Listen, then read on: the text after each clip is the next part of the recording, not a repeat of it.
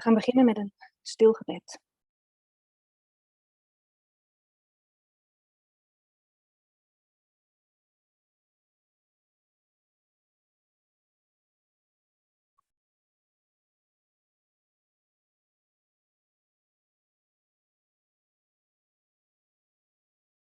Amen.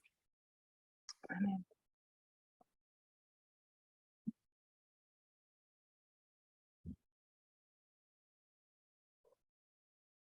So hello everyone. Hallo iedereen.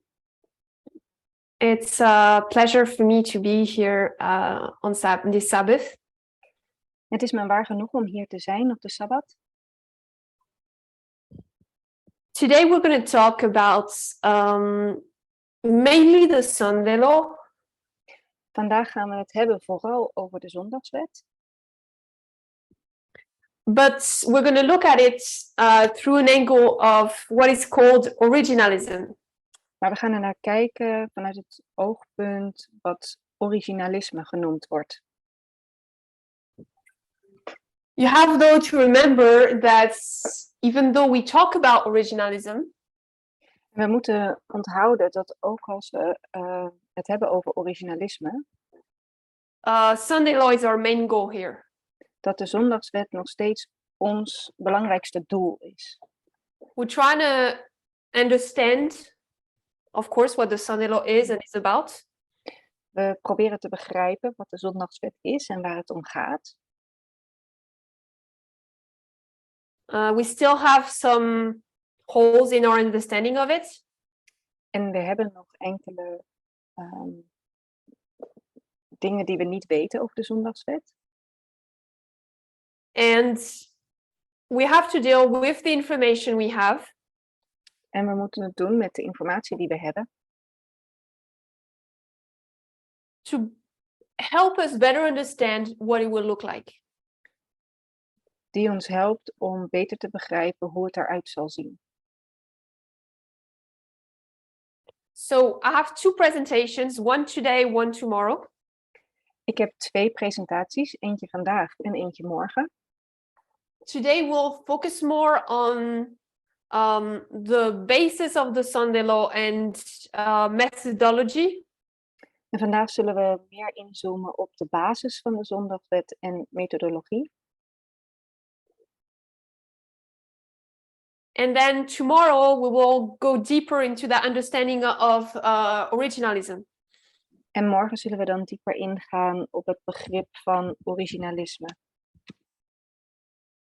It's probably not a topic that some or most of you know. Het is waarschijnlijk een onderwerp dat sommigen, ook velen van jullie al kennen. Elder Perminder shared an article about originalism some time ago in the media broadcast.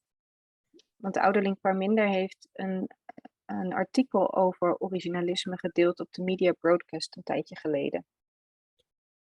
And I thought when I read it through, I was thinking it's so similar to what we as a movement are going through.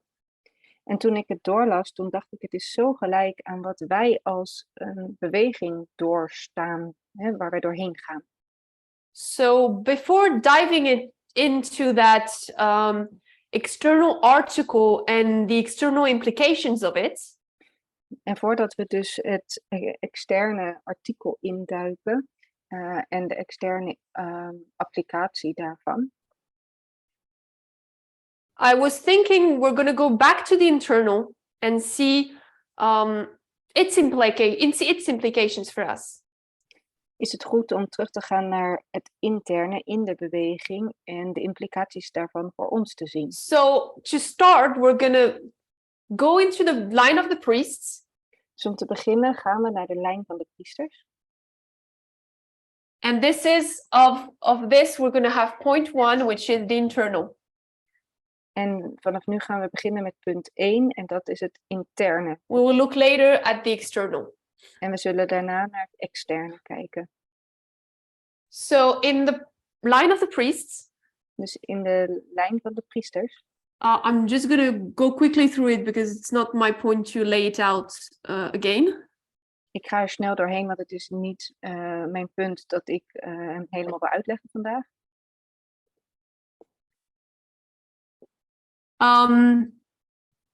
I thought that it's important for us to look at this period here. Ik dacht dat het belangrijk zou zijn om te kijken naar deze periode hier. In that dispensation, In deze dispensatie van 2014 tot 2019 we received the midnight cry. hebben we de middernachtsroep ontvangen. And we could give I was going to say a list, but we could give like a book full of what the midnight cry brought us. En we kunnen een lijst, maar we zouden zelfs een heel boek kunnen geven over wat de middernachtsroep ons allemaal heeft gebracht. But one of the things it brought us regarding the Sunday law. Maar een van de dingen die het ons heeft gebracht, wat gaat over de zondagswet. Because we're following a thread here. This is our theme, the Sunday law. Want we volgen een bepaalde lijn. Hè? Ons thema is de zondagswet. Is that was to explain to us that our understanding of how we read was wrong. Het was er voornamelijk om ons te laten zien dat hoe we lezen, dat verkeerd is. Our interpretation was wrong. Onze interpretatie is verkeerd. The way we applied the Sunday law was wrong. En de manier waarop we de zondagswet hebben Why? gebruikt, Because our was interpretation verkeerd. of it was wrong. En waarom? Omdat onze interpretatie verkeerd was. We believe that the Sunday law was a Sunday law. We geloofden dat de zondagswet een zondagswet was. Because Ellen White in 1888 said so. Omdat Ellen White dat in 1888 gezegd heeft. But God started bringing awareness to this movement. Maar God gaf ons meer inzicht in deze beweging. Of a question.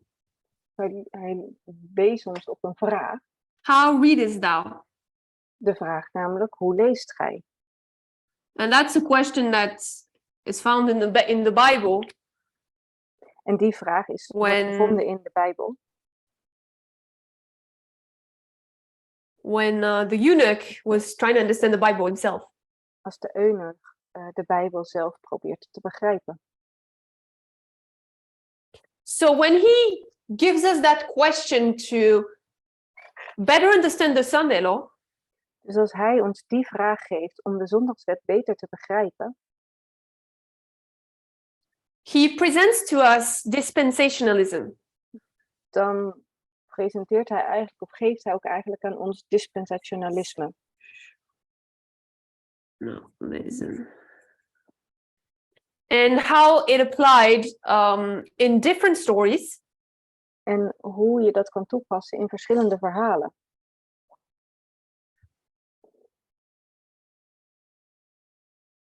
We had the example of slavery, of sexism. We hebben bijvoorbeeld thema's als slavernij en seksisme.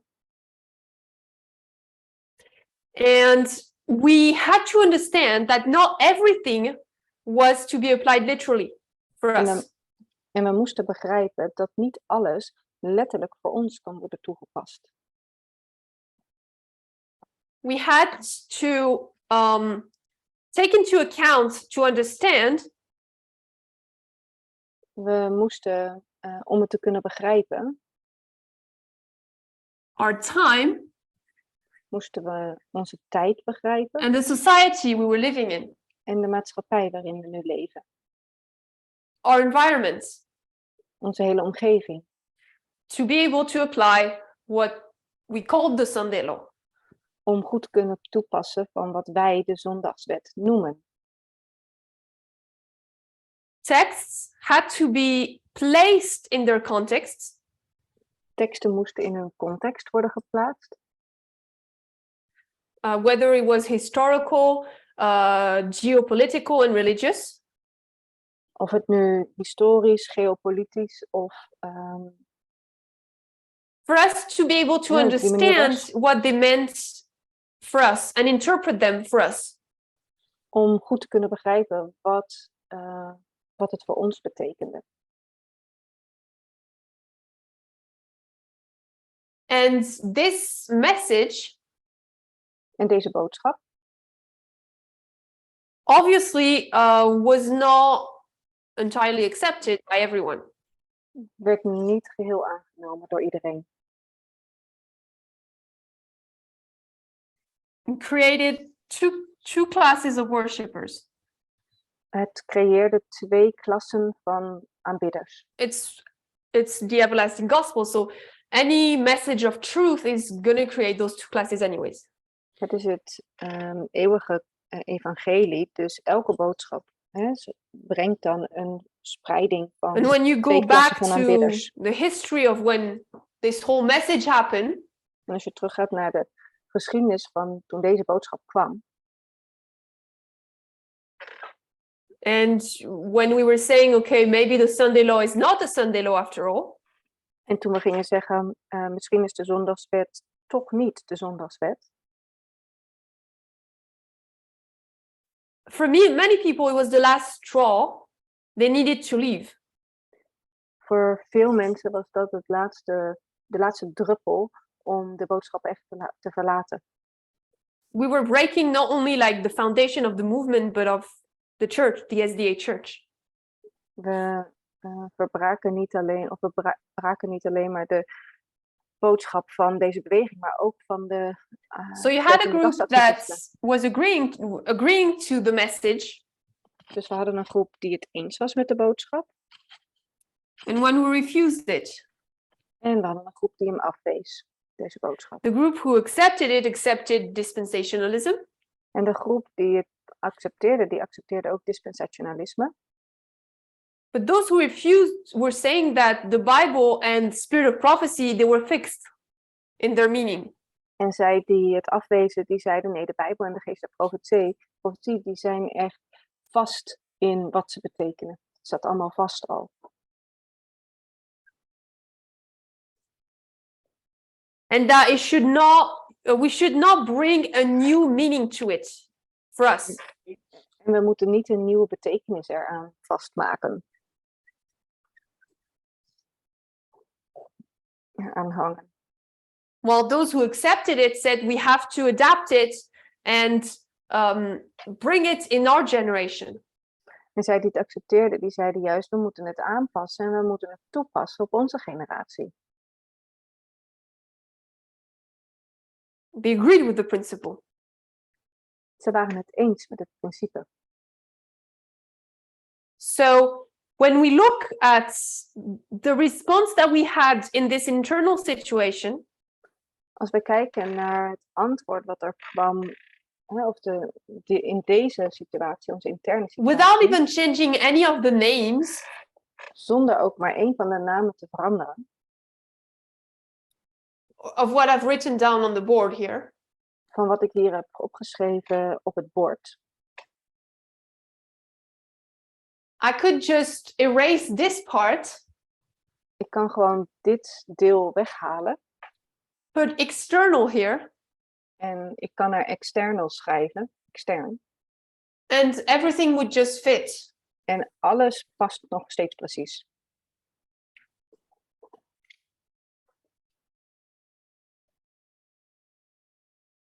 We're going to quickly look at the external. We gaan kort nog even kijken naar het externe. Because something similar is happening, the same thing. Want er gebeurt iets wat het heel erg op lijkt. Hetzelfde. But why do we even consider that aspect of internal external? Maar waarom kijken wij zelfs naar het interne of het externe? When we look in end of 2018, beginning of 2019. Als we kijken naar het einde van 2018 en het begin van 2019. This idea of the stones crying out started to develop. Toen begon het idee te ontstaan van de stenen die het uitroepen. It started to, different names started to be used for that. En er werden bepaalde namen gebruikt daarvoor. Such as the newspaper prophets. Zoals bijvoorbeeld de krantenprofeten. And we started to understand that the tests for both groups are the same. En we begonnen te begrijpen dat de testen voor beide groepen gelijk was. We're both internally and externally tested by equality. We worden zowel intern als extern getest op gelijkheid. Both of them are going through the same issues. En beide groepen gingen door dezelfde kwesties heen. Even though they might not look exactly the same, obviously. Ook al zag het er niet precies hetzelfde uit. Which is why if we consider the question of how read is Deel. Dat is waarom we dan ook kunnen zeggen dat als we nadenken over de vraag hoe leest In the gij context of the Sunday law. in de context van de zondagswet. In this time externally. In deze externe tijd. It will help us better understand the Sunday law. Dan zal het ons helpen om de zondagswet beter te begrijpen. And I'm going to explain and rephrase what I'm saying here. En ik ga proberen uit te leggen en het anders te zeggen wat ik bedoel hiermee. The Sunday law. De zondagswet. Was re-explained to us, if I can put it this way. Werd uitgelegd aan ons, als ik het zo mag zeggen. Internally. Intern. Through dispensationalism. Door dispensationalisme. Which helped us understand that the Sunday law was not a law about Sunday, etc. En dat hielp ons te begrijpen dat de zondagswet niet een wet was die over de zondag ging enzovoort. So when we consider this Sunday law problem externally. Dus als we nadenken over het zondagswetprobleem extern gezien. And how this question of interpretation is applied externally. En hoe deze vraag van interpretatie extern gezien wordt toegepast. It will help us understand how the external faces the issue of the Sunday law and therefore what it is. Dan helpt ons dat begrijpen in het externe hoe de zondagswet in fase zich ontwikkelt.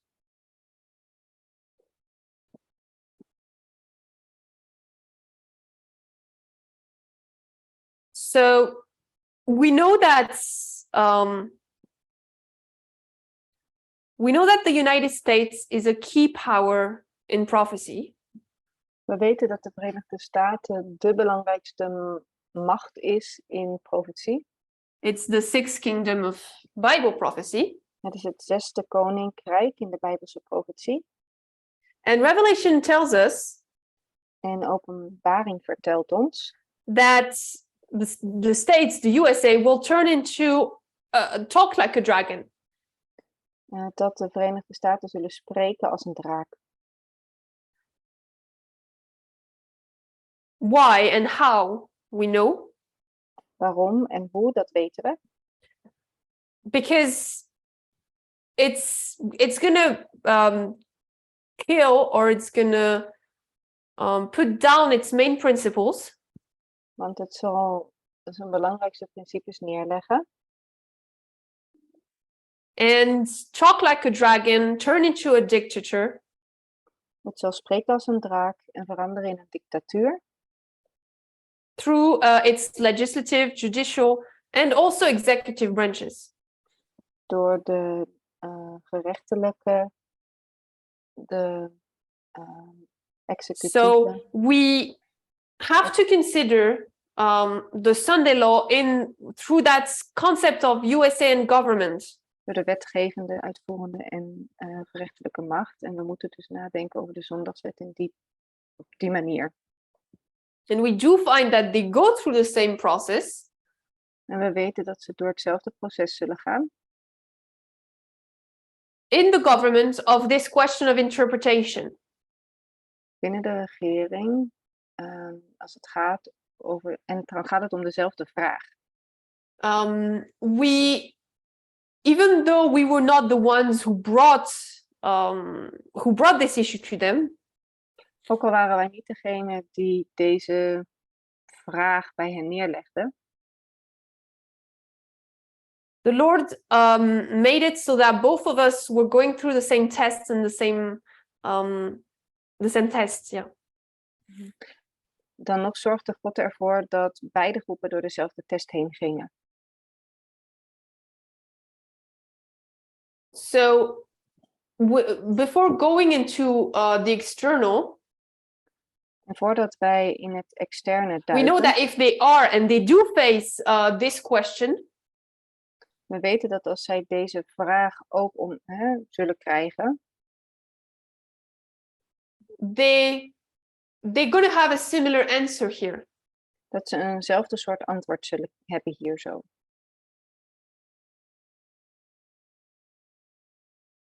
Two groups of worshippers. 2 groepen van aanbidders. Two groups of people who will answer to that issue externally. 2 groepen van mensen die zullen antwoorden op deze kwestie. Verschillend. And originalism has become more and more of an issue lately. En originalisme is meer en meer een ding geworden de laatste tijd.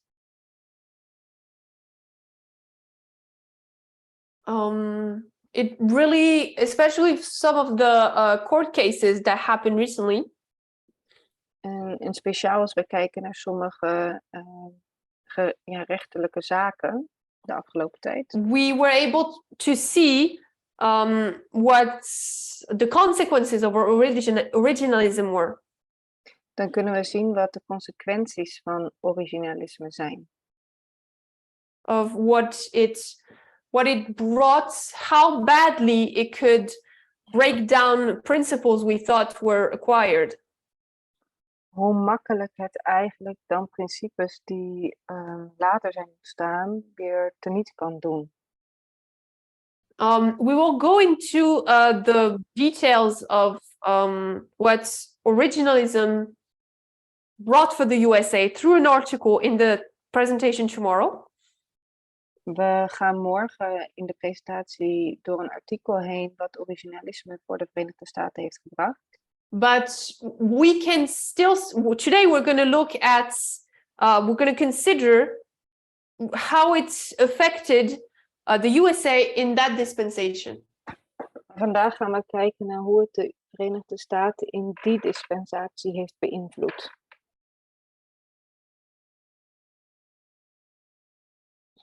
Because we can see that this question, this interpretation they were asked to have.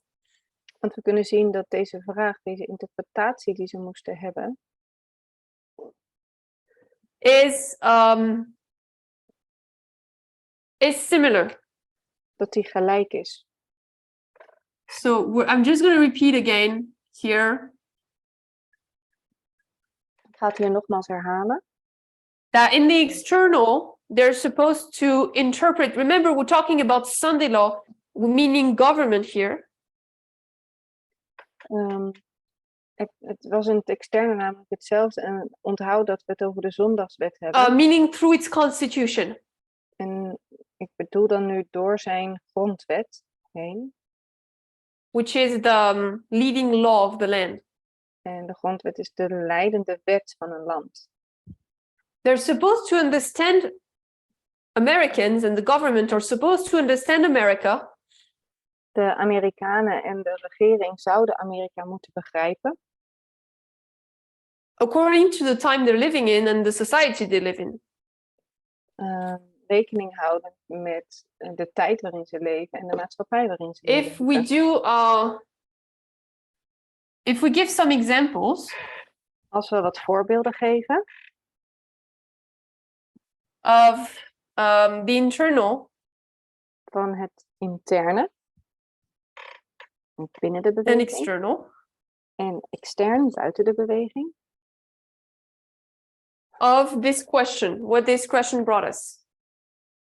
Van deze vraag, wat deze vraag ons gebracht heeft. We had this question of how readest thou, therefore dispensationalism. We hadden deze vraag, hoe leest gij? En daardoor leerden we dispensationalisme kennen. It introduced the question of women in leadership. Het heeft ook de vraag vrouwen als leiders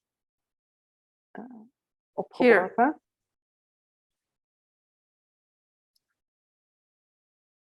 2014-2019.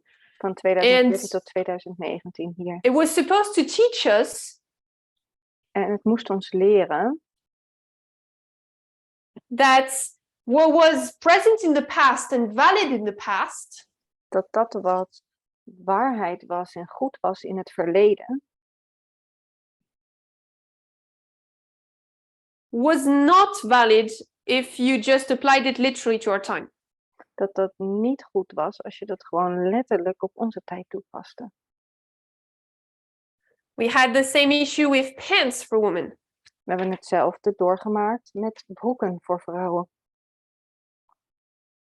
And we could see it also with the different lines that were brought up of slavery and sexism. En we hebben het ook kunnen zien in de verschillende lijnen die we zagen over slavernij en seksisme. And those questions, en deze vragen, those elements of how you read either the Bible or the Constitution, deze elementen van hoe leest gij de Bijbel of de grondwet, was also something we could really see under the Trump administration. Dat was ook iets wat we duidelijk terugzagen onder in de regeringsperiode van Trump. Why? Well, because Trump was sexist. Waarom? Omdat Trump seksistisch was. I think that's not something we need to prove. En ik denk dat dat niet iets is wat we hoeven te bewijzen. He was nationalistic. Hij was nationalistisch. Homophobic. Homofobisch. And his entire program was present to show a narrowed vision of the Constitution. En zijn hele regeringsperiode ging erom om een heel bekrompen idee van de grondwet te When laten. When you try to look for Trump and Constitution, als je zoekt naar Trump en grondwet, you start to see several elements where he wants to break down the Constitution. Dan zie je bepaalde dingen van waar hij de grondwet probeert. Regarding some elements, regarding the voting elements when he was not elected president. De grondwet heeft geprobeerd te breken, bijvoorbeeld als het gaat om het stemmen toen hij niet de president werd. So his understanding of the Constitution, dus zijn begrip van de grondwet, is that America is supposed to be white. Is dat Amerika moet eigenlijk wit zijn, blank, wit. Because if you go back to the beginning and the foundation of the states, want als je teruggaat naar het begin en het fundament van de Verenigde Staten, van de staten, it was white men. Dan waren daar witte mannen. White rich men, by the way. Witte rijke mannen trouwens. Because if you were a white man but you didn't own any land, you didn't basically have any rights. Want als je een witte man was, maar je was niet rijk, je had geen land, dan betekende je niks. So you have this issue of white supremacy. Dus je hebt deze zaak van witte which starts to being brought up and you have to know on which side you stand on. En dat wordt naar voren gebracht en je moet weten welke kant je staat. Do you start including all the minorities that were either that were even neglected? Ga je mee met, ga je staan aan de kant van alle Or kleine that started coming into your minderheden? country? Die niet eens verkozen kunnen worden? Or do you stay fixed in your meaning and you don't add any new meaning? Of blijf je vaststaan bij de betekenis van dingen en voeg je daar niks aan toe? And when those who rallied with Trump, En zij die met Trump streden, some of them at least, sommigen in ieder geval, ended up being radicalistic groups zij die zich rondom Trump verzamelden, dat werden soms wel that radicale upheld groepen. Trump in his misogyny. En dat hield Trump vast in zijn misogynie. Dat bevestigde eigenlijk dat. I think it's an I. Misogyny. You write that. Yeah. So we also see that issue of sexism being brought up. Dus we zien ook het onderwerp seksisme naar voren komen.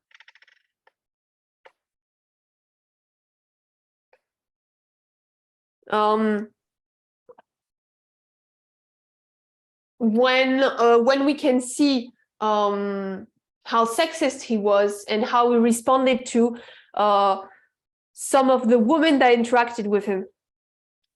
Toen we konden zien hoe seksistisch hij is en hoe hij omging met sommige van de vrouwen die hij tegenkwam. For example, how he talked about, among other women, about 𝗶𝗶𝗃𝗃𝗃𝗃𝗃𝗃𝗃𝗃𝗃𝗃𝗃𝗃𝗃𝗃 Bijvoorbeeld hoe hij sprak over onder andere 𝗶𝗶𝗃𝗃𝗃𝗃𝗃𝗃 als vrouw, maar nog meer vrouwen. I'm going to read a small text. I'm going to send it on the Zoom chat. I didn't plan to. I planned it last minute, so I'm going to send it on the group chat for everyone.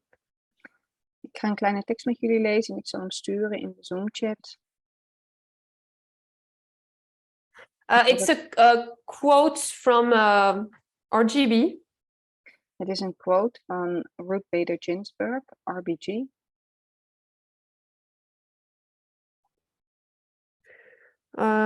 Just a second. She talks about that issue of interpretation and adaptation of white supremacy in America. Ze spreekt over het onderwerp, het veranderen van witte suprematie. Dus jezelf beter voelen als witte man.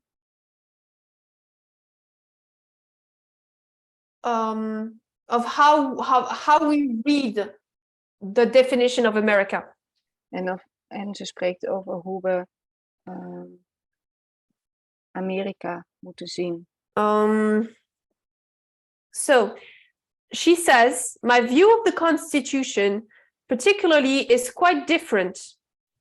The framers were writing that Constitution at the end of the 18th century, but they were writing a document that they hoped would survive through the ages from one generation to another. Mijn kijk op de grondwet is heel anders. De grondleggers schreven de grondwet aan het einde van de 18e eeuw. Maar ze schreven een document waarvan ze hoopten dat het door de eeuwen heen van generatie op generatie zou overleven.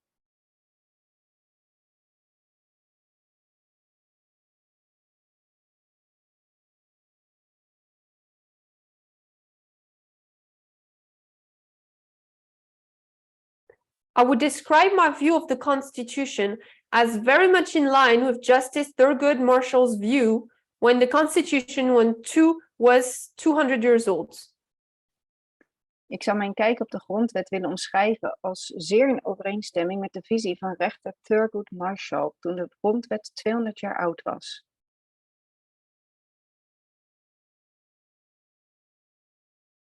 So when it was 200 years old, there were celebrations across the land, and Justice Marshall said, I celebrate not the Constitution that was published in 1787, but what the Constitution has become over 2 centuries of somewhat turbulent existence of the United States. Dus toen de grondwet 200 jaar oud was, werd er in het hele land feest gevierd. En rechter Marshall zei, ik vier niet de grondwet die in 1787 werd gepubliceerd. Maar ik vier wat de grondwet is geworden gedurende 2 eeuwen van soms turbulent bestaan van de Verenigde Staten.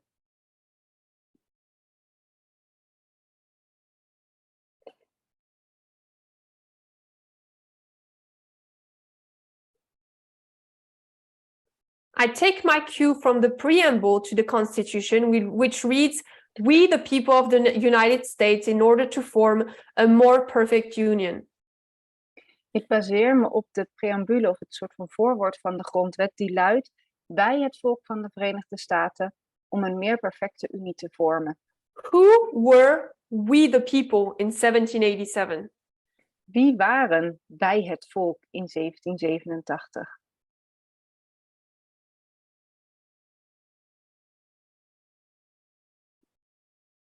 And she continues to say, you would not be among the people.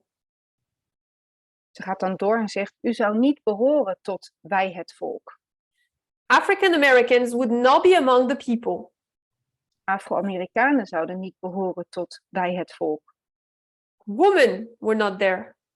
Vrouwen ook niet. Even white men who own no property. Zelfs witte mannen die geen eigendom hebben. The genius of the United States is that over now, in the course of more than 2 centuries, the notion of we the people has become ever larger.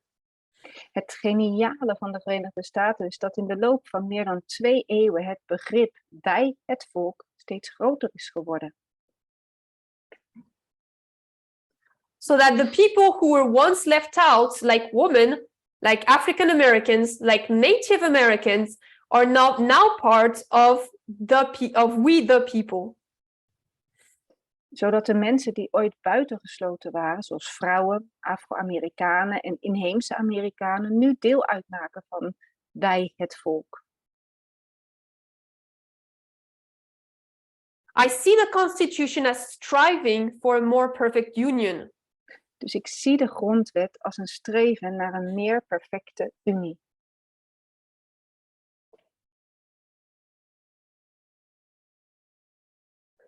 The framers included, particularly in the Bill of Rights, some grandly general clauses like the equal protection of laws.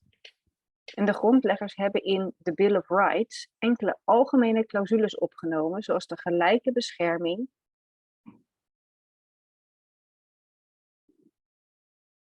van de wetten.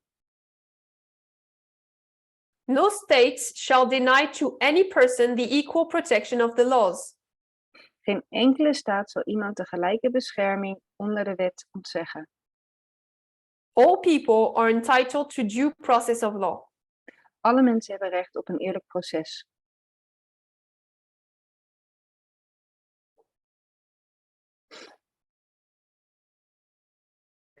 And what does the equal protection clause mean today? Wat betekent de clausule gelijke bescherming vandaag de dag? What did it mean in 1868? Wat betekende het in 1868? In 1868, women didn't have the right to vote until many years later, in 1920. In 1868 hadden vrouwen nog helemaal niet het recht om te stemmen. Dat kwam pas in 1920.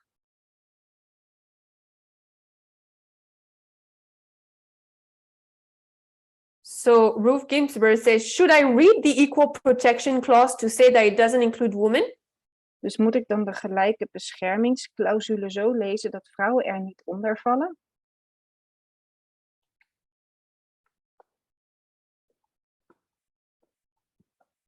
They weren't thinking about the equal stature of men and women. I read those words to say that there was an idea of equality.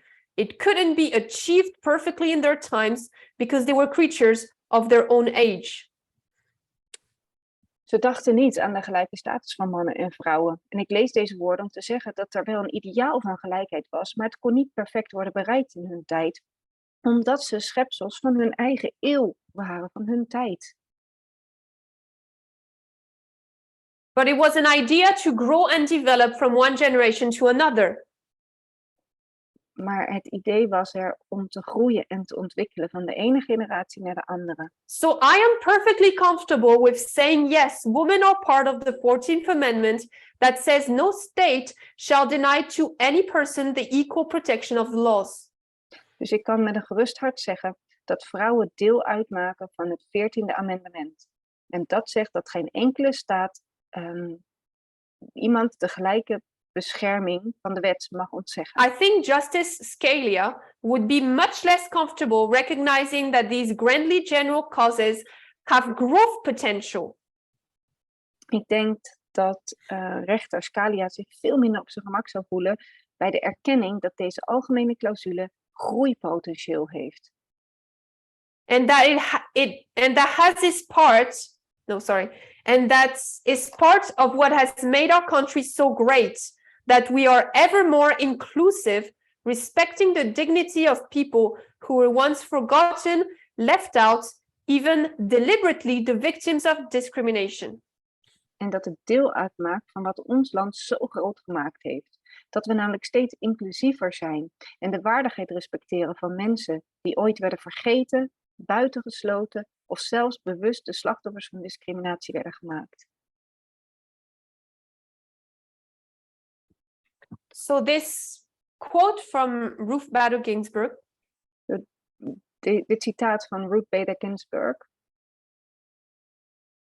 explains the answer to how read is thou. Legt het antwoord op hoe leest gij uit. Externally. Extern gezien. And she takes the example of misogyny, and she also talks about white supremacy, because she includes African Americans, natives, etc. En ze neemt dan het voorbeeld van misogynie, maar ook van witte suprematie, omdat ze ook bijvoorbeeld het heeft over Afro-Amerikanen en inheemse stammen.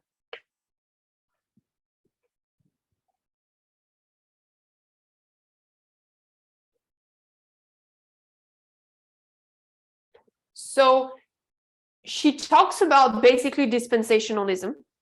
Dus ze praat eigenlijk over dispensationalisme. How we have to apply it according to our time, to our society. En hoe we het moeten toepassen in onze tijd en in onze maatschappij. This also brings out that principle of equality versus freedom, that principle that we have seen recently in the Vespers. En dat brengt ook het principe gelijkheid en alles wat we gezien hebben in de Vespers recent. So I thought that this quote kind of illustrates these external examples of that question, how read is thou? En ik vond dat dit citaat heel duidelijk liet zien dat de vraag ook gesteld wordt in extern van de beweging, hoe leest gij? And the two classes between those who accept that interpretation of human rights, civil rights. En de twee klassen mensen die ontstaan, zij die het accepteren, de burgerlijke rechten.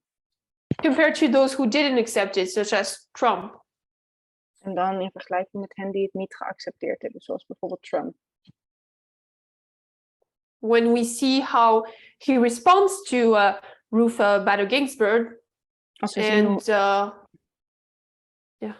we zien hoe hij reageert op Ruth Bader Ginsburg. So it's all about how you read. Het gaat dus allemaal om hoe leest gij. And this pattern that we were able to, that was developed over here. En dit patroon dat hier in deze dispensatie werd ontwikkeld. Which was at its early beginnings. Dit was het vroege begin ervan.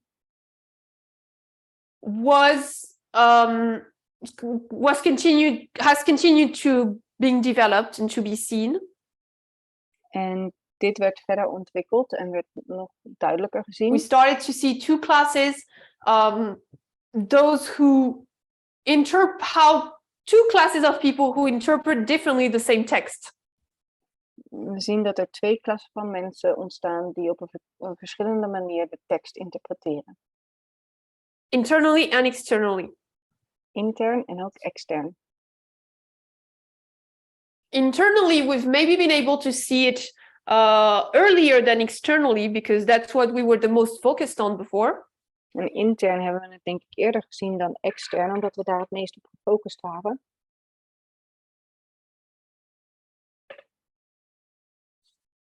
But right now we can see it even more externally in our daily lives.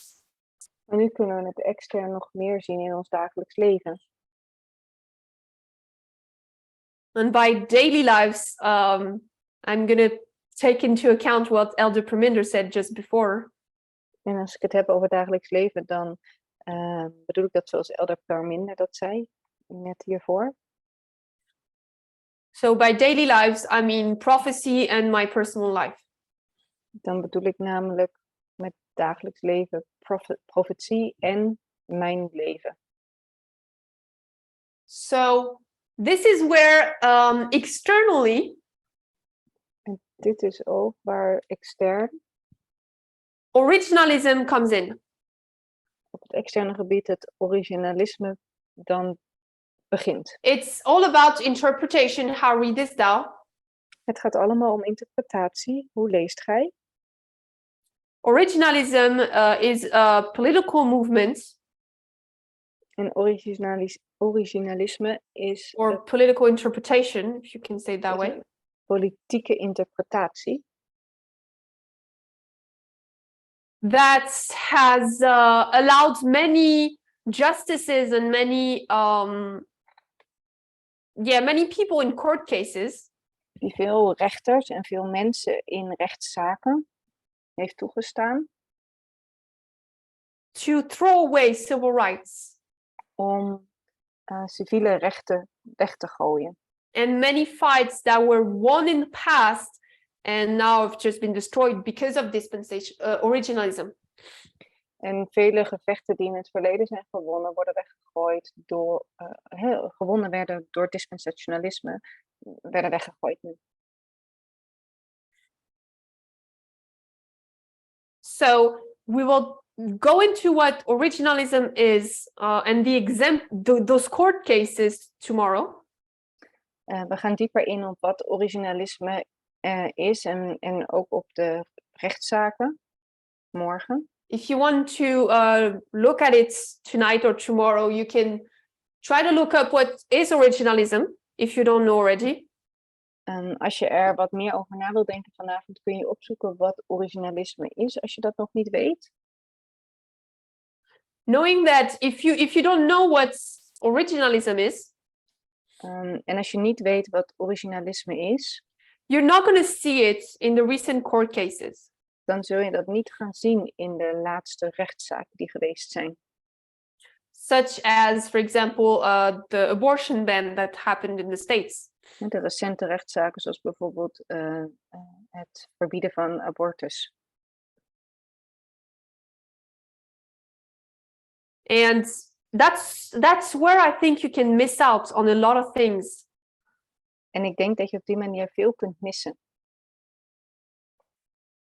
I do understand that we maybe don't have the time to go through the whole court cases hearings that last months and months. Ik snap dat we niet de tijd hebben om door alle recente rechtszaken van de afgelopen maanden heen te gaan. But when we know what to look for, maar als we weten waar we naar moeten kijken, and what the different key points are, such as, for example, originalism, en wat de belangrijkste punten zijn, zoals bijvoorbeeld originalisme, we can see those different cases and analyze what they are, even though it's not said, okay, originalism. Dan kunnen we naar de recente rechtszaken kijken en ze analyseren, ook al dat we meteen zeggen van het is originalisme. Because most of the justices in the Supreme Court are originalists. Want de meeste rechters in het Hoge Rechtshof zijn originalisten. have that fixed meaning. Of Ze hebben things. die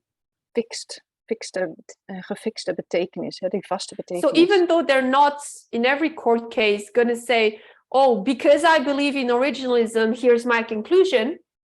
Dus hoewel ze niet gaan zeggen in elke rechtszaak, omdat ik geloof in originalisme, dit is mijn conclusie.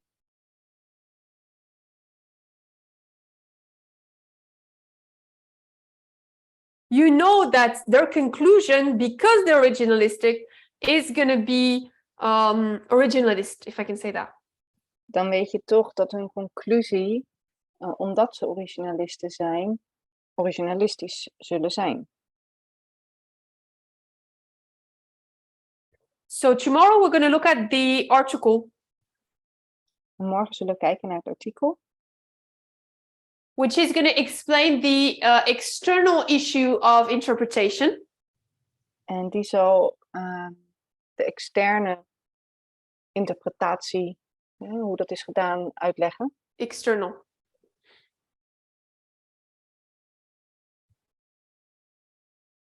And when we will read it, I will want you to also imagine as though it was written for us internally, because it's the same thing. En als we dat gaan lezen, dan wil ik dat jullie erover nadenken alsof we het ook op het interne kunnen toepassen. Want dat is hetzelfde. It's quite striking. You say, okay, that's the same arguments that those who don't accept dispensationalism give.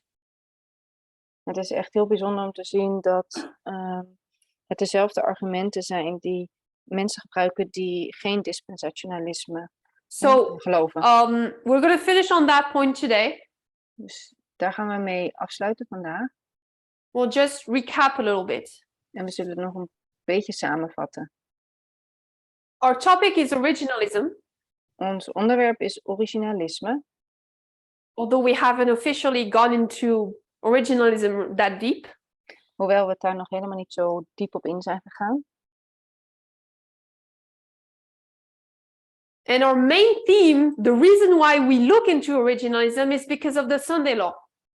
En ons belangrijkste thema, de reden waarom we naar originalisme kijken, is de zondagswet. We understood that in this dispensation here of 2014 to 2019. En we begrepen dat in de dispensatie van 2014 tot 2019. The Lord opened our understanding on interpretation and dispensationalism. Dat de Heer ons meer licht heeft gegeven over interpretatie en dispensationalisme. Because we had a false idea of what the Sunday law would look like. Omdat we een verkeerd idee hadden van hoe de zondagswet eruit zou zien. So in the same dispensation externally. Dus in dezelfde dispensatie, extern. And of course for us also after that dispensation and also externally after. En voor ons natuurlijk ook na die dispensatie en extern gezien ook na die dispensatie. The external is going to face the same problem of interpretation regarding what the Sunday law will be. Dan zal het, wat betreft de zondagswet, zullen we dezelfde dingen zien. Extern en intern. With two categories accepting a different interpretation of the same document. Met twee verschillende groepen die een verschillende interpretatie hebben van hetzelfde document.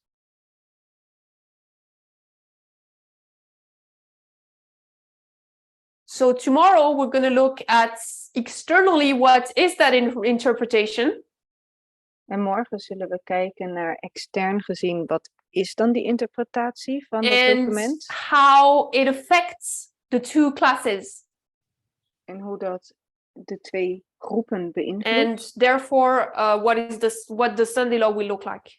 En daarom hoe de zondagswet eruit zal zien. So yeah, that's what we're going to be looking at tomorrow. En daar zullen we naar kijken morgen. I invite you to kneel down to close for prayer. Ik nodig iedereen uit om met mij samen neer te knielen om af te sluiten met gebed. Dear God, Lieve God, I want to thank you for your messages ik wil u danken voor uw boodschappen and how you help us better understand your truth. en hoe u ons beter hebt geholpen om uw waarheid beter te begrijpen. Lord, it's hard to understand and there's a lot of gaps in our understanding. We begrijpen nog maar ten dele en er zitten echt nog dingen bij die we niet begrijpen.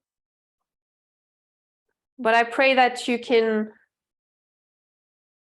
we can really study and watch the different elements that you put in the word for us to understand it. Maar ik bid dat we echt kunnen studeren en de verschillende elementen die u ons hebt gegeven beter kunnen begrijpen.